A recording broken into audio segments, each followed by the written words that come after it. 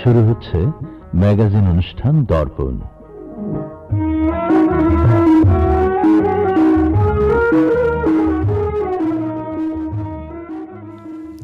শ্রোতা সঙ্গীরা, বিশ্বে যা কিছু চিরকল্যাণকর মহান সৃষ্টি, তার পিছনে নারী আর পুরুষের অবদানটা কিন্তু সমান সমান। সমাজের উন্নয়নে নারী, দেশ গঠনে নারী, নারী কাজ করে যায় নীরবে, কিন্তু সবসময় নারীর অবদানকে স্বীকৃতি দেওয়া হয় না। 2024 সালে ছাত্র জনতার অভ্যুত্থানে লড়াকু নারীকে দেখেছে বাংলাদেশ। বৃহত্তর অর্জনের জন্য শহীদ হয়েছেন লিজা আক্তার, নাইমা সুলতানা, রিয়া গোপ, নাজমা বেগম, মেহরুন্নেসা, তানহা সহ অনেকে। সমান তালে লড়ে চলা নারীরা আর অন্তরালে রইবে না। প্রাণপ্রিয় বাংলাদেশ গড়তে কাজ করবে হাতে হাত রেখে। এই প্রত্যাশায় সবাইকে প্রীতির শুভেচ্ছা জানিয়ে শুরু করছি আপনাদের প্রিয় ম্যাগাজিন অনুষ্ঠান দর্পণ। এই শুভ সকালের আয়োজনে আপনাদের সাথে আছি আমি রনক জাহান এবং আমি শেখ শফি আহমেদ। সুপ্রিয় বন্ধুরা, আমাদের উন্নয়নের অনুষঙ্গ নারী।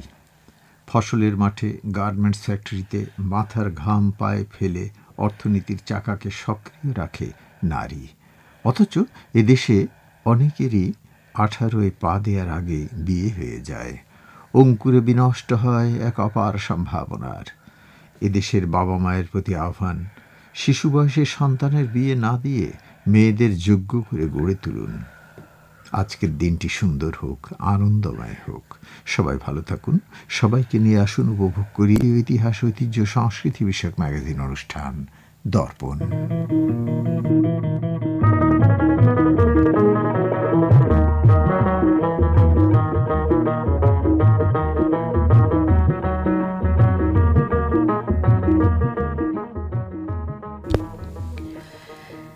আসলে শেখ শফি ঠিকই বলেছেন। অনেকে নির্দিষ্ট সময়ের আগে বিয়ে হয়ে যায়, পরবর্তীতে বেশ কষ্টই হয় সংসার চালাতে, বাচ্চা মানুষ করতে, লেখাপড়া করতে। একটু নিজের কথা শেয়ার করব নাকি? করেই ফেলি। আমারও কিন্তু 18-তে বিয়ে হয়েছিল। যাই হোক, শ্রোতা বন্ধু, জানিয়ে দিই কী কী থাকছে আজকে দর্পণ আয়োজনে। সময়ের পাতায় এই দিন ঘটে যাওয়া ঐতিহাসিক ঘটনার তথ্য নিয়ে রয়েছে এই দিনে। দেশের ঐতিহ্যবাহী খাবারের উৎপত্তি ইতিহাস, খাবারের জনপ্রিয়তা বর্ণনা নিয়ে রয়েছে রসনার সাতকাহন। শুনিয়ে জিভে পানি আসছে তো, জানি। শেকড়ির সন্ধানে শুনবেন বাংলাদেশের বিভিন্ন সরকারি প্রতিষ্ঠান পরিচিতি নিয়ে নিবন্ধ। থাকছে চিঠিপত্রের জবাব নিয়ে পত্রালাপ। আর রয়েছে সাবিনা ইয়াসমিনের কণ্ঠে একটি অত্যন্ত জনপ্রিয় দেশের গান।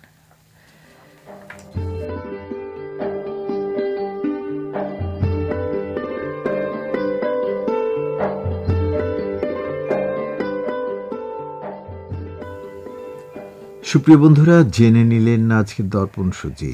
আজ 30 নভেম্বর 2024 খ্রিস্টাব্দ, শনিবার।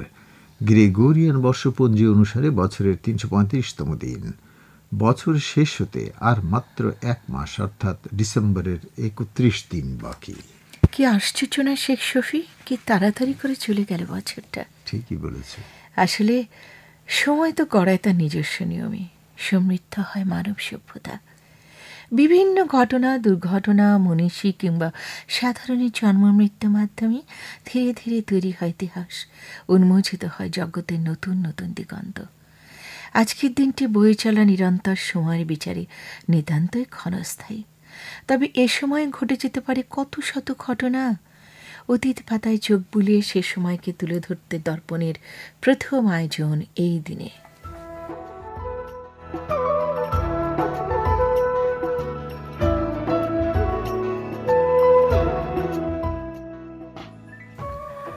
প্রিয় শ্রোতা, ঘটনাবহুল আজকের দিনে 1731 সালে বেইজিংয়ে এক ভয়াবহ ভূমিকম্প হয়। 1776 সালের এই দিনে ব্রিটিশ অভিযাত্রী ক্যাপ্টেন জেমস কুক প্রশান্ত মহাসাগরের তৃতীয় ও শেষ অভিযান শুরু করেন। এই অভিযানের অংশ হিসেবে 1780 সালে তিনি হাওয়াই দ্বীপপুঞ্জের প্রধান কালানিওপুকে জিম্মি করার চেষ্টাকালে নিহত হন। 1782 সালের এই দিনে ইংল্যান্ড মার্কিন যুক্তরাষ্ট্রের স্বাধীনতা স্বীকার করে নেয়। 1838 সালের এই দিনে মেক্সিকো ফ্রান্সের বিরুদ্ধে যুদ্ধ ঘোষণা করে। 1863 সালের এই দিনে উমাচরণ ভট্টাচার্য মুদ্রিত মাসিক পত্রিকা সচিত্র ভারত সংবাদ প্রকাশিত হয়। 1866 সালে এই দিনে শিকাগোতে প্রথম পানির নিচে হাইওয়ে টানেল তৈরির কাজ শুরু হয়। 1858 সালে এই দিনে বাঙালি পদার্থ জীববিজ্ঞানী স্যার জগদীশ চন্দ্র বসু জন্মগ্রহণ করেছিলেন। জগদীশ চন্দ্র বসুর 60তম জন্মদিবসে 1970 সালে এই দিনে কলকাতায় বসু বিজ্ঞান মন্দির চালু করা হয়। এদিকে 1962 সালে এই দিনে উথান্ট জাতিসংঘের মহাসচিব নির্বাচিত হন। এক বিমান দুর্ঘটনায় জাতিসংঘের দ্বিতীয় মহাসচিব দাগ হ্যামারশোল্ডের মৃত্যু হলে বর্মী কূটনীতিবিদ উথান্টকে জাতিসংঘের তৃতীয় মহাসচিব পদের জন্য নির্বাচিত করা হয়। 2 দফায় তিনি 1961 থেকে 1971 সাল পর্যন্ত মহাসচিবের দায়িত্ব পালন করেন। 1966 সালের এই দিনে যুক্তরাজ্যের কাছ থেকে ক্যারিবীয় দ্বীপরাষ্ট্র বার্বাডোজ স্বাধীনতা লাভ করে। ক্যারিবীয় সাগরের দ্বীপগুলির মধ্যে বার্বাডোজ সবচেয়ে পূর্বে অবস্থিত। বার্বাডোজ প্রায় 3 শতাব্দী ধরে একটি ব্রিটিশ উপনিবেশ ছিল। প্রিয় শ্রোতা, 1977 সালের এই দিনে আন্তর্জাতিক কৃষি উন্নয়ন তহবিল ইফাদ প্রতিষ্ঠিত হয়। 177টি সদস্য রাষ্ট্র নিয়ে গঠিত ইফাদ হচ্ছে একমাত্র বহুপাক্ষিক উন্নয়ন সংস্থা যা শুধু গ্রামীণ অর্থনীতি ও খাদ্য নিরাপত্তা নিয়ে কাজ করে থাকে। আজকের এই দিনে জন্ম নিয়েছেন অনেকেই, যারা পরবর্তীতে স্বীয় কাজের মাধ্যমেই স্মরণীয় ও বরণীয় হয়ে আছেন। শ্রদ্ধার সঙ্গীরা, আপনাদের মধ্যে যাদের জন্ম আজকের এই দিনে সবাইকে জানাই জন্মদিনের শুভেচ্ছা। সাথে কয়েকজন ক্ষণ জন্মার কথা। 1485 সালে এই দিনে ইতালির মহিলা কবি ভেরোনিকা গাম্বারা এবং 1508 সালে এই দিনে ইতালির আরেক স্থপতি আন্দ্রেয়া পাল্লাদিও জন্মগ্রহণ করেন। 1554 সালে এই দিনে ইংরেজ সৈনিক সভাসদ কবি ফিলিপ সিডনির জন্ম হয়। 1667 সালের এই দিনে বিখ্যাত আইরিশ লেখক জোনাথন সুইফট জন্মগ্রহণ করেন। A tale of a tub, an argument against abolishing Christianity, Gulliver's travels এবং এ মডেস্ট প্রপোজালের মতো লেখনের জন্য জোনাথন সুইফটকে স্মরণ করা হয়। জার্মান পদার্থবিজ্ঞানী ও লেখক আর্নেস্ট সালডোনি 1756 সালের এই দিনে জন্মগ্রহণ করেন। 1817 সালের এই দিনে নোবেল পুরস্কার বিজয়ী জার্মান আইনজ্ঞ, ঐতিহাসিক ও পণ্ডিত টেওডর বমজেনের জন্ম হয়। 1835 সালের এই দিনে জন্মগ্রহণ করেন মার্কিন রম্য লেখক, সাহিত্যিক, প্রভাষক স্যামুয়েল ল্যাংহোর্ন ক্লিমেন্স। 1869 সালের এই দিনে নোবেল পুরস্কার বিজয়ী সুইডিশ পদার্থবিজ্ঞানী ও প্রকৌশলী নিলাস গুস্তাফ দালেন জন্মগ্রহণ করেন। অনেকের কথাই বলা হলো, এদের মধ্যে আমার কথাটাও দেখি মাঝে মধ্যে একটু এসে যাচ্ছে। যেমন ধরুন গালিভার্স ট্রাভেলসের কথা একটু আগে শেখ শফি বলছিলেন, এটা আমার ইন্টারমিডিয়েটের পাঠ্য বই ছিল। চমৎকার একটি বই ছিল জোনাথন সুইফটের। 1874 সালে এই দিনে ইংরেজি রাজনীতিবিদ লেখক উইনস্টন চার্চিল অক্সফোর্ডশায়ারে জন্মগ্রহণ করেন। দ্বিতীয় বিশ্বযুদ্ধকালীন যুক্তরাজ্যের প্রধানমন্ত্রী হিসেবে তিনি অধিক পরিচিত। 1953 সালে তিনি সাহিত্যে নোবেল পুরস্কার লাভ করেন। 1889 সালে তিনি ইংরেজ শারীরবিজ্ঞানী ও শিক্ষাবিদ এডগার ডগলাস হ্যাড্রিয়ান জন্ম নেন। ফিজিওলজিতে অবদানের স্বীকৃতিস্বরূপ 1932 সালে তিনি নোবেল পুরস্কার পান। 1903 সালের এই দিনে 20 শতকের বাঙালি মহিলা কবি রাধারানী দেবী ভারতের কুচবিহারে জন্মগ্রহণ করেন। অপরাজিতা দেবী ছদ্মনামে তার কাব্যগ্রন্থ বুকের বীণা, আঙিনার ফুল, পুরবাসিনী ইত্যাদি প্রকাশিত হয়। শরৎচন্দ্র চট্টোপাধ্যায়ের প্রবাণে তিনি লিখেছিলেন, শরৎচন্দ্র চট্টোপাধ্যায়ের প্রয়াণে তিনি লিখেছিলেন, অন্ধকারেও ঠিক দেখেছে বজ্র আলোর ফুল, তোমার দেখায় তোমার জানাই হয়নি কোথাও ভুল, অন্তরেরই অন্তরালের অন্তরঙ্গ প্রিয়, আমরা তোমায় তাই মেনেছি একান্ত আত্মীয়। 1908 সালের এই দিনে জন্মগ্রহণ করেন 20 শতকের বাঙালি কবি, সাহিত্যিক, নাট্যকার, প্রাবন্ধিক বুদ্ধদেব বসু। নোবেল পুরস্কার বিজয়ী ক্যানাডিয়ান বংশোদ্ভূত আমেরিকান রসায়নবিদ ও শিক্ষাবিদ হেনরি টাউগ 1915 সালের এই দিনে জন্মগ্রহণ করেন।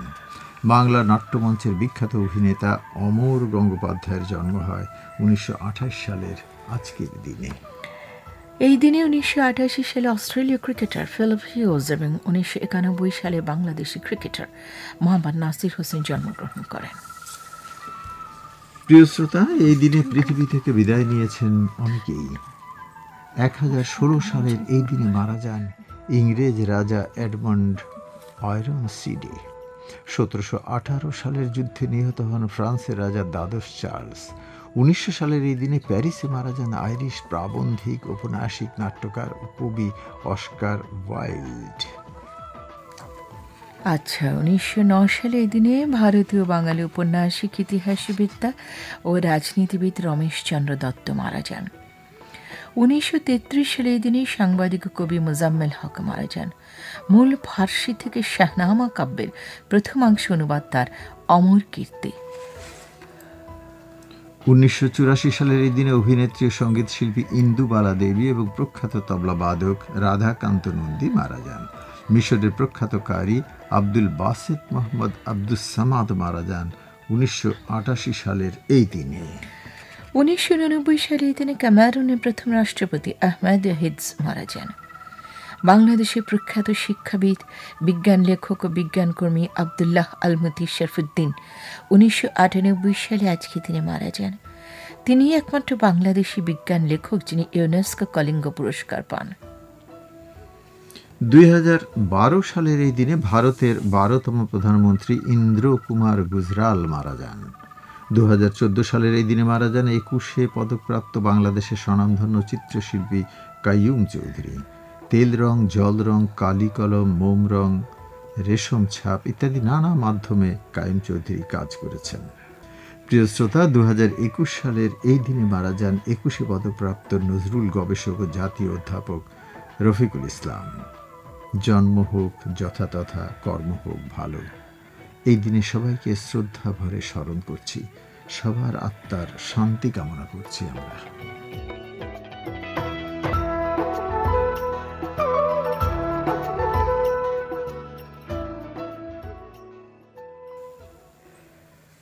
প্রিয় শ্রোতা, এতক্ষণ আমরা শুনছিলাম অতীতের আজকের এই দিনে ঘটেছিল এমন সব ঘটনা নিয়ে সাজানো আমাদের নিয়মিত পরিবেশনা এই দিনে। আপনারা শুনছেন ম্যাগাজিন অনুষ্ঠান দর্পণ, প্রচার হচ্ছে বাংলাদেশ বেতার ঢাকা কেন্দ্র থেকে। বন্ধুরা, অঞ্চল ভেদে খাবার বাংলাদেশের রসনা সংস্কৃতিতে যোগ করে নতুন স্বাদ, নতুন মাত্রা। ময়মনসিংহে এলেও আপনি প্রকৃতির অপরূপ দৃশ্য উপভোগ করার পাশাপাশি পেতে পারেন নানা রকমের খাবারের মজাদার স্বাদ।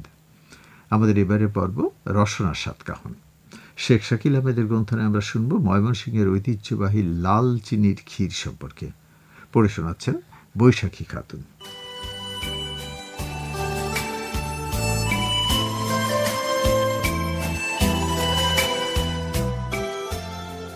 ঋতুর আবর্তনে প্রকৃতিতে এখন হেমন্তের বিচরণ, যার হাত ধরেই শীত ঋতুর আবির্ভাব ঘটবে দু একদিনের মধ্যেই। হেমন্ত মানেই শীতের পূর্বাভাস, যার পরশ বাংলার মাস অগ্রহায়ণের প্রান্তিকে এসে গায়ে লাগছে বেশ। শীত কিন্তু আসি আসি করছে। হেমন্তের বিদায় বেলায় শীত যেন তার আগমনের বার্তা দিচ্ছে। বাতাসে শীতের ঘ্রাণ। গ্রাম অঞ্চল সকালবেলায় কুয়াশার চাদরে ঢাকা পড়ছে, আর উষ্ণতম কংক্রিটের এই নগরে বন্দি থাকা মানুষগুলোর শরীরে শেষ রাতে উঠছে কাঁথা। গ্রামের চিত্র কিন্তু আরও সুশোভিত এখন। হালকা কুয়াশা ভেদ করে মাঠে নেমে পড়ছে কৃষক। ঘরে ঘরে শুরু হয়েছে নবান্নের প্রস্তুতি। প্রিয় শ্রোতা, শীত শীত ভাব, শীতলতার আমেজ নিয়ে রসনার স্বাদকাহন পর্বে আপনাদের সবাইকে আমন্ত্রণ জানাচ্ছি। আজ ঐতিহ্যের স্বাদ আর রান্নার কথা বলতে গিয়ে মনে পড়ছে একটি বাক্য। করলে তৈরি লাল চিনির ক্ষীর, খাওয়ার জন্য পড়ে যাবে ভিড়। হ্যাঁ, হাতে তৈরি লাল চিনি, যা কিনা ময়মনসিংহের ফুলবাড়িয়ার এক ঐতিহ্যের স্বাদ। বলছি হাতে তৈরি আখের লাল চিনির তৈরি ক্ষীরের কথা। ময়মনসিংহের ফুলবাড়িয়ার ঐতিহ্যবাহী এক মিষ্টি, যা শুধু স্বাদেই অসাধারণ নয়, এর সাথে জড়িয়ে আছে এক দীর্ঘ ইতিহাস ও সংস্কৃতি। সেই দীর্ঘ ইতিহাস আর ঐতিহ্যের ধারা আজও বহমান ময়মনসিংহের ফুলবাড়িয়ায়। শ্রোতা বন্ধুরা, রসনার স্বাদকাহনে আজ আপনাদের জন্য নিয়ে এসেছি লাল চিনির ক্ষীর তৈরির পদ্ধতি। আমরা সকলেই জানি যে ফুলবাড়িয়ার আবহাওয়া আর মাটি আখ চাষের জন্য খুবই উপযোগী।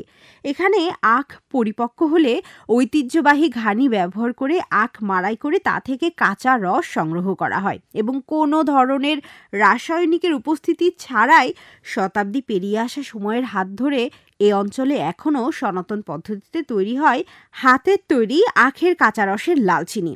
কড়াইয়ে ঘন রস ঢেলে লালচিনি তৈরি করা হয় হালকা বাদামি থেকে গাঢ় রং করে। এতে পাওয়া যায় মিষ্টি সুগন্ধ এবং ঐতিহ্যবাহী গুড়ের স্বাদ। লালচিনি মিষ্টি, পিঠা পায়েস, আয়ুর্বেদিক ঔষধ ইত্যাদিতে ব্যবহৃত হয়। ফুলবাড়িয়ায় এই লালচিনি প্রায় 200 বছরের বেশি সময় ধরে তৈরি হচ্ছে। বন্ধুরা, তাহলে প্রথমেই জেনে নেই লালচিনির ক্ষীর রান্নার উপকরণগুলি কি কি। লালচিনির ক্ষীর তৈরি করতে প্রয়োজন 2 লিটার পরিমাণে তাজা দুধ, 1 কাপ লালচিনি, পরিমাণ মতো চাউল, 1 থেকে 2 টেবিল চা চামচ পরিমাণ ঘি আর সুগন্ধের জন্য প্রয়োজন 1 চিমটি এলাচ গুঁড়ো। সকল উপকরণ জোগাড় হলে আপনি লালচিনির ক্ষীর তৈরি করতে একেবারেই নেমে পড়ুন। প্রথমে চুলার ওপর একটি বড় ভারী প্যানে দুধ ঢেলে মাঝারি আঁচে রাখুন। মনে রাখবেন, ভারী প্যান এখানে এজন্য ব্যবহার হচ্ছে যাতে দুধ পুড়ে না যায়। দুধ ফুটে ফেনা উঠলে দুধের আঠালো ভাব রোধ করতে মাঝে মাঝে নাড়ুন এবং দুধ কমে ঘন হতে দিন। যখন দুধ ঘন হয়ে আসবে তখন ধীরে ধীরে লাল চিনি দিয়ে অবিরাম নাড়তে থাকুন যাতে চিনি দ্রবীভূত হয় এবং দুধ আর চিনি যেন সমানভাবে মিশে যায়। সুঘ্রাণ বাড়াতে এবার 1 চিমটি এলাচ পাউডার আপনি যোগ করতেই পারেন। মিশ্রণটি নাড়তে থাকুন যতক্ষণ না এটি ঘন ক্রিম আর সোনালি রঙের মতো হয়। হয়ে এলে চুলা থেকে নামিয়ে প্যান কিছুটা ঠান্ডা হতে দিন। এবার ক্ষীর বানাতে তৈরি চালের ভাত যোগ করুন এবং মিষ্টি দুধে সম্পূর্ণরূপে রান্না করুন। এভাবেই তৈরি করুন ঐতিহ্যবাহী এবং স্বাদের লাল চিনির ক্ষীর। ক্ষীর তো তৈরি হলো, এবার বাদাম দিয়ে সাজিয়ে এবং বাড়তি স্বাদ ও ঘ্রাণ আনার জন্য 1 ফোঁটা ঘি দিয়ে বা ঠান্ডা যেমন ইচ্ছা পরিবেশন করুন ময়মনসিংহের ফুলবাড়িয়ার এক ঐতিহ্যবাহী স্বাদের মিষ্টান্ন লাল চিনির ক্ষীর। আহ, কি ঘ্রাণ! লোভ সামলানো একেবারেই দায়। বন্ধুরা, রসনা সাতকাহন আজ এ পর্যন্তই।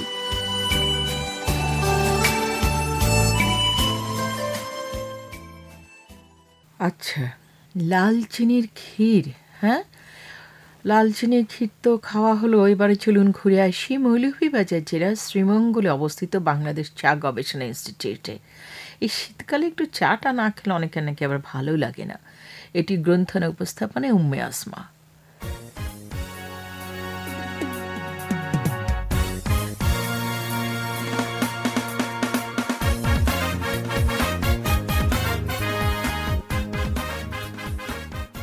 শেকড়ের সন্ধানে আজ আমরা জানব বাংলাদেশ চা গবেষণা ইনস্টিটিউট সম্পর্কে।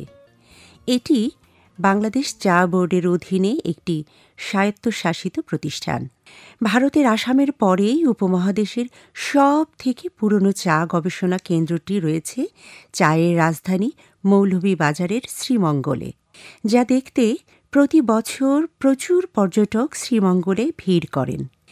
চা বাংলাদেশের সর্বাধিক জনপ্রিয় একটি উষ্ণ পানীয়। চা পানে বাংলাদেশের অবস্থান পৃথিবীতে 10ম।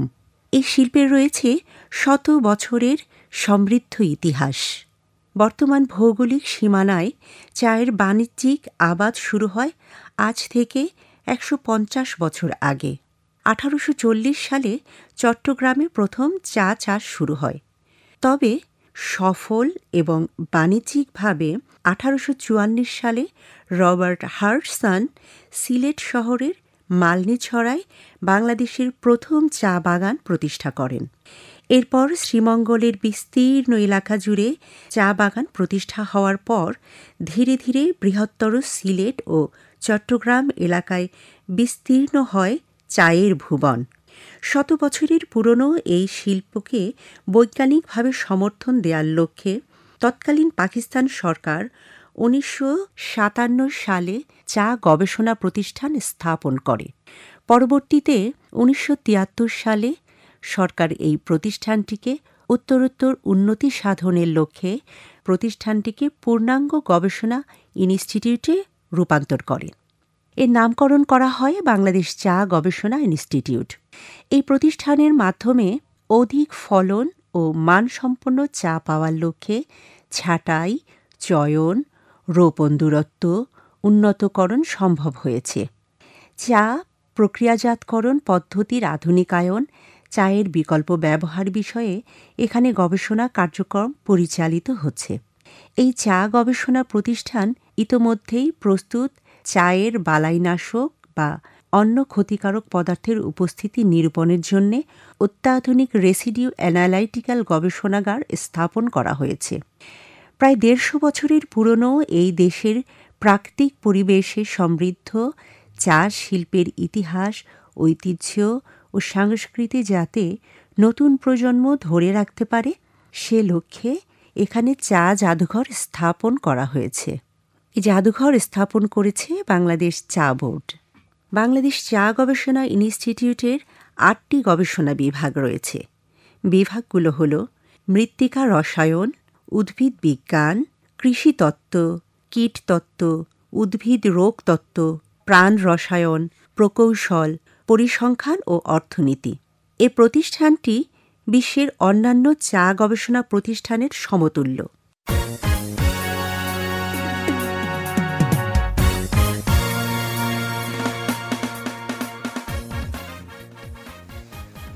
চা গবেষণার কথা শুনছিলাম আমরা, প্রিয় শ্রোতা।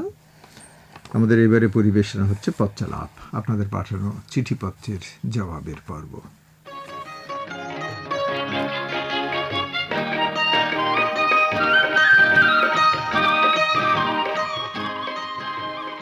যারে মেঘ তারে গিয়ে বল না। হ্যাঁ, পত্রালাপের বন্ধুদের গিয়ে বলো আমাদের আরও চিঠি লিখতে। সবাইকে শুভেচ্ছা জানিয়ে শুরু করছি। প্রথমে দুটো চিঠি নিলাম। লিখেছেন মেহেদি হাসান মামুন, আপন বিকাশ রতন সংঘ, চুড়িডাঙ্গা, মানিকগঞ্জ থেকে লিখেছেন 16ই নভেম্বরের। আর মোহাম্মদ মনসুর আলী সমাধান ভবন, উপজেলা সড়ক, কেশবপুর, যশোর থেকে লিখেছেন দুজনের লেখার মধ্যে একটু অন্যরকম ভাব আছে। যেন উনি লিখেছেন পিঠে পুলি কথা ভালো লাগছে, আপনি লিখেছেন পিঠে পুলি আলোচনা হচ্ছেই না। তার মানে আপনি নিয়মিত অনুষ্ঠান শুনছেন না, আজকে ধরা খেয়ে গেলেন। তো নিয়মিত অনুষ্ঠান শুনতে হবে। এবারে দুটো চিঠি লিখেছেন দুজনেই একই কথা। একজন হচ্ছেন মোহাম্মদ ওয়াসির রহমান মিন্টু, সভাপতি, বেলকুচি হ্যালো ফ্রেন্ডস বেতার শ্রোতা সংঘ, চন্দনগাতি, সিরাজগঞ্জ। আরেকজন লিখেছেন হাতের লেখাটা বড়ই ক্ষুদ্র, একটু বড় করলে সুবিধে হয়। লিখেছেন এস.এম. সবেদারি, সভাপতি, প্রত্যাশা বেতার শ্রোতা সংঘ, চাপরাইল বাজার, কালীগঞ্জ। 19 তারিখ অনুষ্ঠান ভালো লেগেছে। এবারে শফির হাতে কি চিঠি আছে?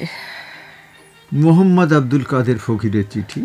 ফুলমালা বেতার শ্রোতা সংঘের সাধারণ সম্পাদক লিখেছেন কালাদহ নিজ পাড়া থেকে, ফুলবাড়িয়া, ময়মনসিংহ। আপনার চিঠি থেকে একটু পড়ি। সালাম জানিয়েছেন, আপনাকেও অনেক অনেক শুভেচ্ছা এবং সালাম আমাদের পক্ষ থেকে। দুজনে কেমন আছেন জানতে চেয়েছেন। আমরা আল্লাহর রহমতে ভালো আছি, আপনি কেমন আছেন এটিও আমাদের জানতে ইচ্ছে করে। আপনি লিখেছেন দর্পণ আমার নিকট এত বেশি ভালো লাগে যে ভাষায় প্রকাশ করতে পারবো না। খুব ভালো লাগলো আপনার এই কথাটি। আপনি নিয়মিত শ্রোতা এবং নিয়মিত চিঠিও লিখে থাকেন আমাদের কাছে। আপনার কাছ থেকে অনেক গঠনমূলক সমালোচনা আমরা জানতে পারি। অনেক অনেক ধন্যবাদ এই জন্য আবারও দর্পণ পরিবারের পক্ষ থেকে। তবে আমাদের অনুরোধ থাকবে আমাদের অন্যান্য দিনের পরিবেশনাগুলো মনোযোগ দিয়ে শুনবেন এবং সেগুলি সম্পর্কেও আপনার মতামত জানিয়ে চিঠি লিখবেন। আপনি লিখেছেন নদী ও জীবন পর্বে বিষখালী নদী নিয়ে বিস্তারিত তথ্য জানতে চাই। রূপালী সংস্কৃতি পর্বে মান্না ভাই ছবির পর্যালোচনা শুনতে চাই। তারার সাথে কিছুক্ষণ পর্বে দীপার সাক্ষাৎকার শুনতে চাই। অপরূপ বাংলা পর্বে সুসং দুর্গাপুর সম্পর্কে তথ্য জানতে চাই। ভাই, আপনার শুনতে চাওয়া এবং জানতে চাওয়ার পরিধি বেশ বড়। যাই হোক, তারপরেও আপনার সবগুলো অনুরোধই আমরা যথাস্থানে পৌঁছে দিব। সাথেই থাকবেন, নিয়মিত শুনবেন দর্পণ। একদিন না একদিন মনের ইচ্ছা পূরণ হবে আশা করি। আমার হাতে শেষ একটি চিঠি।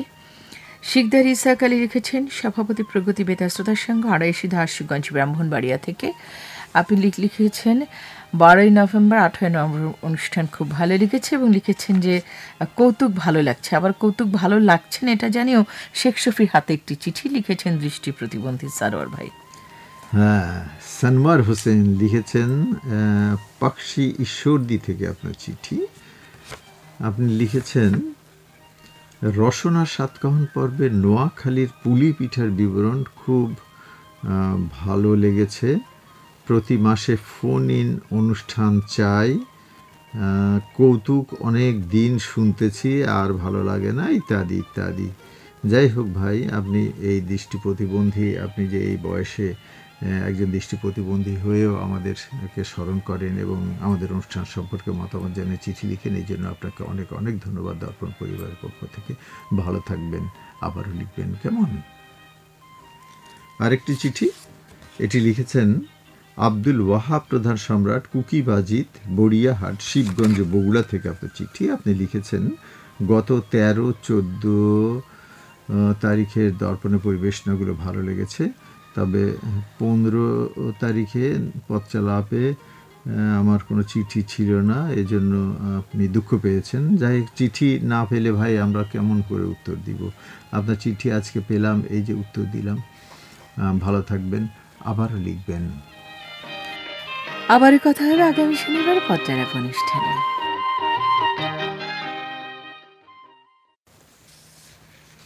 সুপ্রিয় বন্ধুরা, দর্পণের সবশেষ নিবেদন আমাদের গান। এ পর্বে এখন আপনাদের শোনাবো একটি দেশাত্মবোধক গান। গানটির গীতিকার নজরুল ইসলাম বাবু, সুরকার অজিত রায়, আর শিল্পী হচ্ছেন সাবিনা ইয়াসমিন। একটি বাংলাদেশ, তুমি জাগ্রত জনতার, সারা বিশ্বের বিষয় তুমি আমার অহংকার।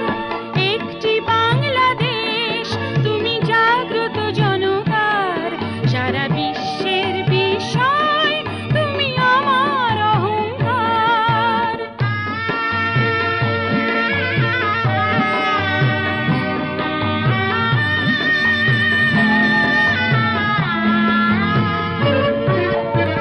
স্বাধীনতা গৌরব সৌরভে এনেছে আমার প্রাণের সূর্যে রৌদ্রের সজীবতা।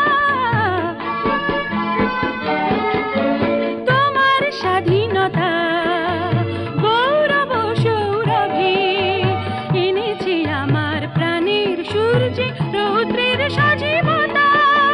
দিয়েছে সোনালী সুখী জীবনের দীপ্ত অঙ্গীকার, সারা বিশ্বের বিষয় তুমি আমার অহংকার।